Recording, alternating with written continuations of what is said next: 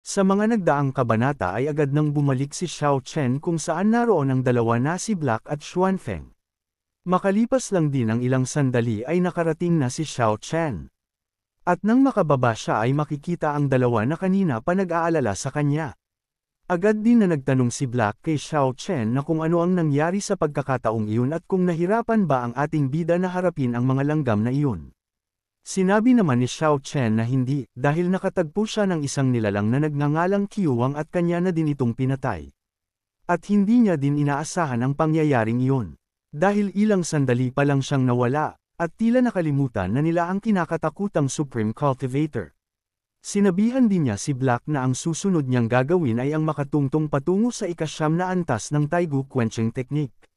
Sinabi din niya na sa panig ng Heavenly Emperor, ang pangunahing puwersa ng 12 warlord ay halos napatay o nasugatan, at ito ay malamang na hindi magdulot ng anumang mga bagyo sa maikling panahon.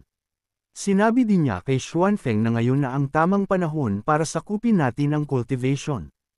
Agad naman na sinabi ni Xuanfeng na magbigay lamang ng utos ang master sa kanya. Sinabihan naman siya ni Xiao Chen na ang paglagpas sa ika-9 na antas ng sinaunang pamamaraan ng quenching ay nangangailangan ng hindi mabilang na mga kayamanan sa langit at lupa. Utos ko sa iyo na mangolekta ng mga mapagkukunan na sapat para sa akin upang makalusot anuman ang mangyari. Agad naman na sinunod ito ni Xuanfeng na makakaasa ang master na kukumpletuhin niya ang pinag-uutos nito.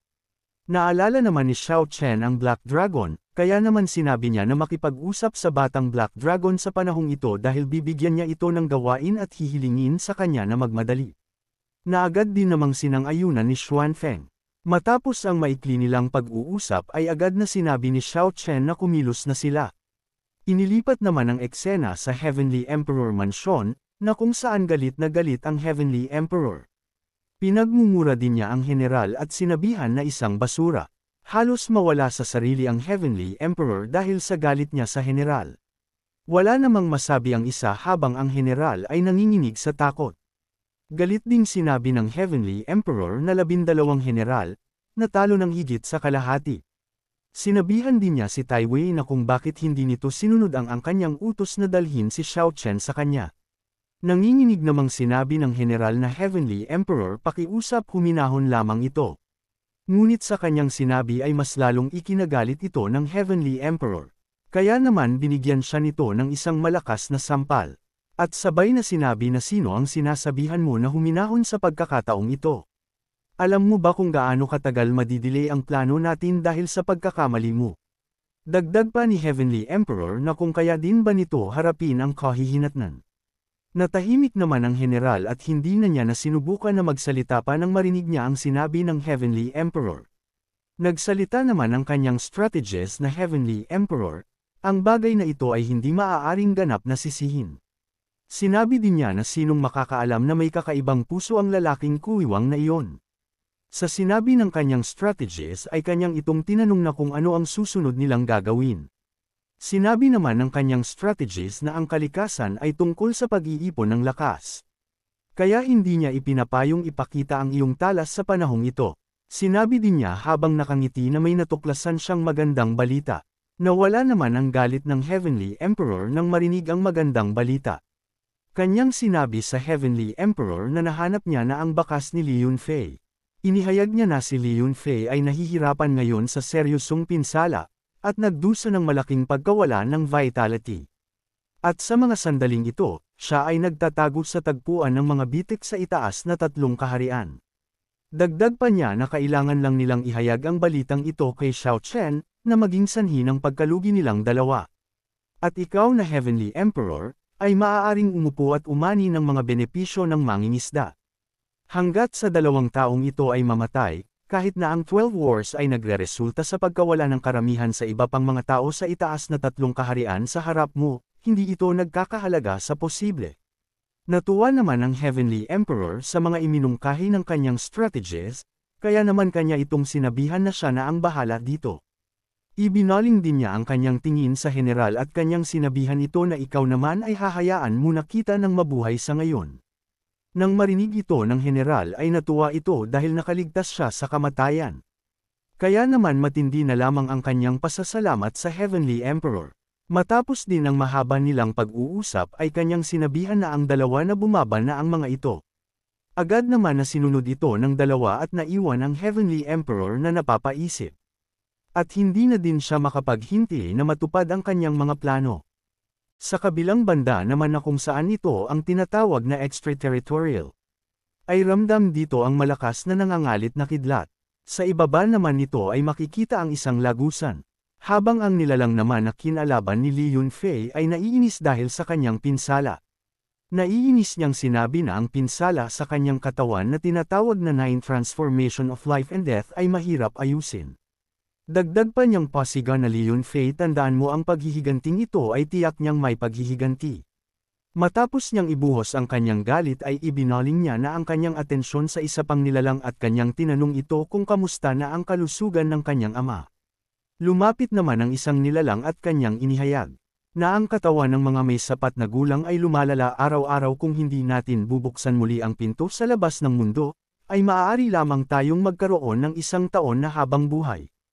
Agad naman na sinabi ng nilalang na naiintindihan niya ito, at kanya ding naisip na ang paggaling mula sa pinsala ay tatagal ng hindi bababa sa ilang buwan, 4 na buwan, at dapat ay may oras pa. Ipinangako din niya na hindi niya hahayaan na mamatay ang kanyang ama. Mabilis na lumipas ang 6 na buwan na kung saan inilipat ang eksena sa Zhouchanji Chenkun Tower. At sa loob nito ay nagko-cultivate ang ating bida kasama si Black. At bakas din sa kanyang mukha na hindi ito tagumpay sa kanyang pag-angat ng antas. Nasabi pa nga niya na hindi siya makalusot sa 9 na antas ng Taigu Quenching Technique sa kalahating taon. Umaasa din siya na sana ay mayroon pang ilang mga kayamanan mula sa labas ng rehiyon, at kung sakali iyon ay magiging mahusay. Sinabihan naman siya ni Black na ang iyong pag-akyat sa ika-9 na antas ay mukhang mahirap. Kinumpirma naman ito ni Xiao Chen na tama ang sinabi niya. Sinabi din ni Black kay Xiao Chen na kung sa tingin ba ni Xiao Chen ay dapat na silang mamasyal sa labas ng teritoryo. At baka makakuha pa sila ng magagandang bagay. Ngunit tinanong naman siya ni Xiao Chen na kung ano naman ang pagkakaiba sa pagitan ng paglabas sa teritoryo. Dagdag pa ni Xiao Chen na at sa kanilang kasalukuyang lakas ngayon ay para lang inihatid lamang nila ang kanilang ulo. Bahagya namang natakot si Black nang marinig niya ang sinabi ni Xiao Chen. Habang ang ating bida naman ay napapaisip na nasabi pa nga niya na kailangan niyang mag-isip ng maingat tungkol sa kung ano pa ang nasa makalangit na kaharian, sa linggong ito at ang mga paraan upang mabilis na mapabuti ang kanyang cultivation. Samantala naputol naman ang kanyang pag-iisip nang biglang tinawag siya ni Xuanfeng. At sinabi din nito na may magandang balita. Agad naman na lumabas si Xiao Chen at kanyang nilapitan si Xuanfeng. Agad din niyang inutusan si Xuanfeng na sabihin ito sa kanya. Inihayag naman ni Xuanfeng na sa Zhou Heavenly Realm, ay lumitaw ang isang sinaunang Supreme Cemetery. Nagulat naman si Xiao Chen nang kanyang marinig ito at kanyang sinabihan si Xuanfeng na sabihin ito sa kanya ng malinaw. Ipinaliwanag naman ni Xuanfeng na ang sinaunang Supreme Cemetery ay hindi lamang isang pinakamataas na nilalang, ngunit may hindi mabilang na pinakamataas na nilalang. Natuwa naman si Xiao Chen at kanyang sinabi na mukhang tinutulungan siya ng Panginoon. Inihayag din ni Xuanfeng na nagkataon din na nadiskubre ang sinaunang Supremo na sementeryo. Isang dakilang emperador sa ilalim ng aking pamumuno kamakailan ay nakibahagi sa isang matinding pakikipaglaban sa iba at nabasag ang isang taluktok ng bundok, at nakatuklas ng kakaibang kuweba sa loob nito. Matapos pumasok sa investigasyon, natuklasan na isa itong sinaunang sementeryo ng pinakamataas na puno. Pinuri naman ni Xiao Chen si Xuanfeng sa kanyang magandang trabaho at kanyang nading sinabihan si Black na pupuntahan na nila ito. Subalit humiling naman si Xuanfeng habang namumula ang mukha na gusto din niyang sumama. Ngunit sinabihan naman siya ni Xiao Chen na ang sinaunang kataas-taasang sementeryo, na kung saan hindi alam ang panganib, kaya naman maari kulang isama dito ay si Black. Hindi naman na nagpumilit si Xuanfeng dahil para din naman sa kanya ang nais ipabatid ng kanyang master. Ilang sandali pa ay nakasakay na sina Xiao Chen sa kanyang flying machine. Habang si Black naman ay nakatulog sa kanilang paglalakbay. Samantala nakita naman na ni Xiao Chen ang kanilang pakay.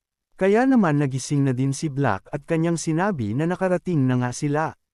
Sa ibaba naman nito ay makikita ang malakas na enerhiyang lumalabas dito.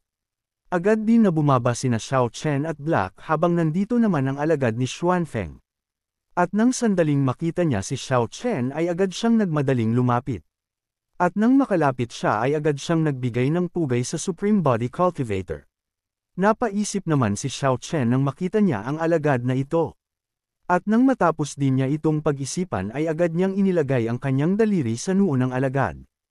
Kanya ding sinabihan ito na dahil ikaw ang nakatuklas sa sinaunang kataas-taasang sementeryo ay bibigyan niya ng kontribusyon, at ito ay ang ika-6 na antas na pamamaraan ng cultivation ng heavenly rank at ito ang iyong gantimpala. Tuwang-tuwa naman ang alagad sa ibinigay na teknik ng ating bida, kaya naman matindi na lamang ang kanyang pasasalamat sa Supreme Master ng Physical Cultivation. Hindi naman na nag-aksaya ng oras si Xiao Chen at agad na silang pumasok sa loob. Sa loob naman ng kuweba ay makikita ang mga puntod, habang sina Xiao Chen at Black naman ay lumabas na sa lagusan. At nang sandaling makaapak si Black ay biglang nanginig ang kanyang katawan na sabi pa nga niya na ang sama ng loob dito ay sobrang lakas. Sinabi naman ni Xiao Chen na parang may legendary war na sumiklab dito dati. Pinagmasdan ni Black ang paligid habang naglalakad. At kanyang sinabi na ngunit dito, ay parang wala man lang ano. Tulad ng mga sirang sandata sa lupa at ganap ding walang espiritual na enerhiya. Ipinikit naman ni Xiao Chen ang kanyang mata upang mag-imbestiga. Makalipas lang ang ilang sandali ay iminulat niya na ang kanyang mata. At kanyang sinabi habang nakangiti na sigurado na siya. Tinanong naman siya ni Black na kung ano ito. Inihayag naman ni Xiao Chen ang kanyang natuklasan na unang palapag pa lang ang sementeryo na ito. Dagdag pa niya na ginamit niya ang kanyang divine sense para mag-imbestiga, at may 3 palapag sa lugar na ito. Na ang ikalawang layer ay napuno ng mga labi ng sumiklab at pinakamataas na kapangyarihan. At ang ikatlong layer ay sakop ng isang nakakatakot na puwersa, at sa banal na kahulugan lamang, kahit ako ay hindi maaaring galugarin ang katotohanan. Bahagya namang natakot si Black kaya naman sinabi niya na ang sinaunang Supremo sa ikatlong layer na mas malakas kaysa sa iyo ay hindi mo magawang imbestigahan. Sinabihan naman siya ni Xiao Chen na mahirap itong sabihin, ngunit dahil nandito na rin naman sila ay mas mabuting tignan na lamang ito upang malaman. Kasabay nito ang kanyang pag-ipon ng enerhiya sa kanyang kamay. At kanyang inatake ang lupa at dahil dito ay nawasak ang kinatatayuan nila. Nagtaka naman si Xiao Chen nang makita niya ang isang formation na na-activate. Habang nagtataka siya ay kanyang sinabi na kung nasabi na kung ano ang bagay na ito. Ngunit ilang sandali pa ay lumitaw naman ang isang lagusan. Kaya naman agad na lumapit si Xiao Chen at kanyang sinabi kay Black na pumasok na sila at tignan ang nasa ibaba. Nang makarating sina Xiao Chen at Black sa pangalawang palapag ng sementeryo ay sumambulat sa kanila ang mga kabaong. Lumapit naman si Black sa kabaong at may naramdaman siya dito. Kaya naman sinabi niya kay Xiao Chen na sa loob ng kabaong na ito, mayroon ding nakatago na mga kahangahangang kapangyarihan. Sinabihan din niya si Xiao Chen na mukhang ang dakilang digmaan ay masasabing sobrang brutal. Sinabi naman ni Xiao Chen na hindi na ito masama. Dagdag pa niya na bubuksan niya ito upang makita ang nasa loob. Nang mabuksan naman ito ni Xiao Chen ay sumambulat sa kanya ang isang magandang babae. Kaya naman nasabi na lang ni Xiao Chen na napakagandang babae, at sa lahat ng mga bagay na nakita niya, tiyak na may ranggo sa mga nangungunang babae. Pabiro namang sinabi ni Black na mukhang mahilig ka sa mga ganitong bagay. Ninas naman si Xiao Chen sa kalukuhang sinasabi ni Black kaya naman kanyang itong pinatahimik. Matapos noon ay nagpatuloy na si Xiao Chen sa kanyang ginagawang pagbukas sa mga kabaong. Ngunit nagtataka sila na kung bakit walang laman ang isang kabaong. May naramdaman naman si Xiao Chen na sa bakas ng kabaong kaya't sinabi niya na may naaamoy siyang pamilyar na amoy dito. Nang marinig ito ni Black ay agad din niya itong sinuri upang malaman din niya ito. At nang masuri niya ito ay nagulat siya dahil mayroon agad siyang napagtantong bagay. Kaya naman kanyang sinabihan si Xiao Chen na kung naaalala ba nito ang lalaking nagngangalang Mu Dao Lao Zu. Nagulat naman si Xiao Chen dahil agad din niya itong nakumpirma matapos itong banggitin ni Black kaya sinabi niya na tama dahil ang kapaligiran ay halos kaparehas ng nilalang na iyon. Dagdag pa niya na masasabi bang umalis dito ang ninuno ng Demon Blade. Naging seryoso din siya na kung ganoon nga ang kaso kung gayon ito ay makatuwiran. Nagtanong naman si Black kay Xiao Chen na dahil ang Demon Blade Ancestor ay hindi papatay, Paano naman ang ibang mga tao na nandito? Sinabi naman ni Xiao Chen na ang natitirang mga pagkakataon sa buhay ay ganap na naputol, at natatakot ako na ang Demon Blade Ancestor ay isang hinagod ng swerte. Dahil nakarating ka na sa part na ito ay inaanyayahan kita na pindutin ang like at mag-subscribe at i-on ang notification bell. At kung gusto mo naman na suportahan ng matindi ang bidang hangal na ito ay maaari mo ding pindutin ang super thanks sa ibaba para mas lalong ganahan ang hangal na ito. Maraming salamat mga bida. Napabuntong hininga din siya dahil kung nagising na ang Demon Blade Ancestor ay tiyak na ninakawan na niya ang lahat mula sa iba pang mga katawan ng mga tao. Kaya nanghihinayang din siya dahil tiyak na wala ng ano-pam ang natitira sa palapag na ito. Nainas naman si Black sa nilalang na iyon dahil kung ganun nga ang kaso ay wala silang mapapala sa palapag na ito. Sa puntong ito ay napagpasyahan na ni Xiao Chen na umalis na sila dito dahil mayroon pa namang pangatlong palapag. Umaasa din siya na sana ang Demon Blade Ancestor ay hindi ginalaw ang ikatlong palapag. Agad na ginamit ni Xiao Chen ang kanyang paa at dahil dito ay na-activate ang formation ng palapag. At sumambulat muli ang lagusan sa pababa ng palapag. Agad silang pumasok dito upang makita na nila ang naghihintay sa ikatlong palapag. Mabilis namang nakarating ang dalawa sa ikatlong palapag. Dito ay sumambulat sa kanila ang tatlong kabaong na naglalabas ng ginintwang apoy. Labis din ang tuwa nilang dalawa at sinabi din ni Xiao Chen na tila nag-iingat ang Demon Blade Ancestor sa 3 taong ito at hindi nahawakan ang kanilang mga daliri. Samantala agad naman na tumalon si Black patungo sa kabaong habang kanyang sinasabi kay Xiao Chen na kung ano pa ba ang hinihintay nito. Ngunit nabahala naman si Xiao Chen kaya naman sinigawan niya ito na tumigil. Ngunit huli na dahil nakalapit na si Black at nakangiti pa nitong sinabi na tignan siya kung paano niya bubuksan ang kabaong.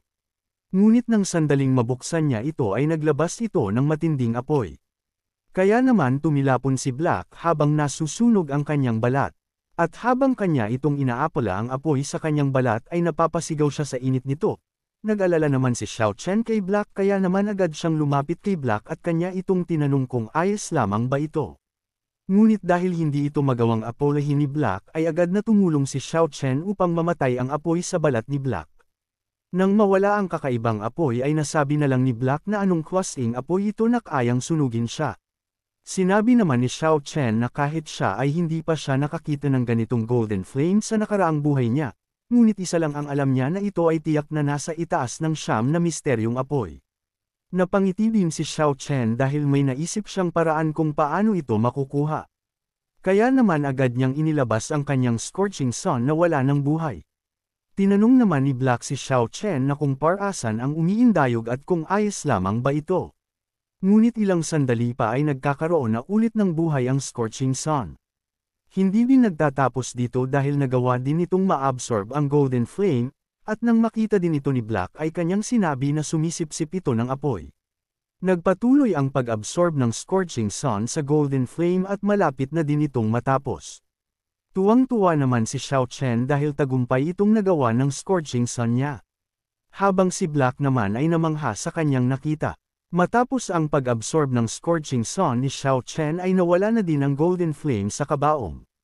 Kaya naman agad din na pinabalik ni Xiao Chen ang kanyang scorching sun at kanya itong pinasalamatan. Dahil magagawa na din niyang mabuksan ang tatlong mga kabaong. Nauna niyang buksan ang naglalabas ng golden flame. Nang kanya itong mabuksan ay may isang bagay ang nasa loob nito. Nagtaka naman si Xiao Chen na kung ano ang bagay na ito. Agad din niya itong kinuha upang masuri niya ito. Habang si Black naman ay natatakot pa din na lumapit sa kabaong kaya't kanyang tinanong si Xiao Chen na kung ang bagay bang ito ay hindi na maghahagis pa ng apoy. Sa kanyang tanong ay agad siya namang sinagot ni Xiao Chen na kung ano ba sa tingin nito. Natuwa naman si Black dahil mukhang hindi na nga ito magbubuga pa ng apoy. Habang si Xiao Chen naman ay tapos na sa kanyang pagsuri sa bagay na hawak niya. At kanyang nasabi na ang antas ng jade pendant na ito ay tila mas mataas kaysa sa ikasyam na antas ng makalangit na antas, halos hindi makilala sa gilid ng jade pendant ng Dao Zuan. Nang marinig naman ni Black ang sinabi ni Xiao Chen ay agad niyang sinabihan ito na kung ano pa ang hinihintay ni Xiao Chen at arify niya na ito ng mabilis. Ngunit napangiti naman si Xiao Chen at kanyang sinabi na kung bakit naman sila magmamadali, dahil may natitira pang 2 kabaong. Agad siyang bumabasa natapos niyang buksan na kabaong at kanyang nasabi na hindi niya alam kung ano ang nasa loob nitong dalawa. Agad niyang nilapitan ang isa at kanya na itong sinimulang buksan. Ngunit dahil hindi ito basta-bastang nabubuksan ay mas nilakasan niya ito. Ngunit nabalutan naman ng yelo ang kanyang kamay sa kanyang ginawa. Kaya naman dahil alam niyang hindi kaya ng kanyang lakas lang na mabuksan ang kabaong ay ginamit niya ang pamamaraan ng 9-turn life and death technique, at dahil dito ay nagtagumpay siyang mabuksan ito. Napaisip naman si Black na sabi pa nga niya na ang dalawang kabaong ay naglalaman ng golden flame at ang isa ay blue-purple frost, kaya hinala niya sa natitira ay maaring isang thunder.